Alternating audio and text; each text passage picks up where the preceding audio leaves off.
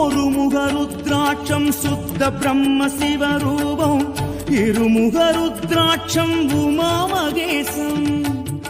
தோஷங்கள் போக்கிடும் ஓரிருமுக ருத்ராட்சம், மும்முக ஔஷதமம் காலாக்னி ருத்ராட்சம். நான்முக ருத்ராட்சம் நான்முகனின் ரூபம், ஐந்து முக ருத்ராட்சம் அகோர சிவரூபம்.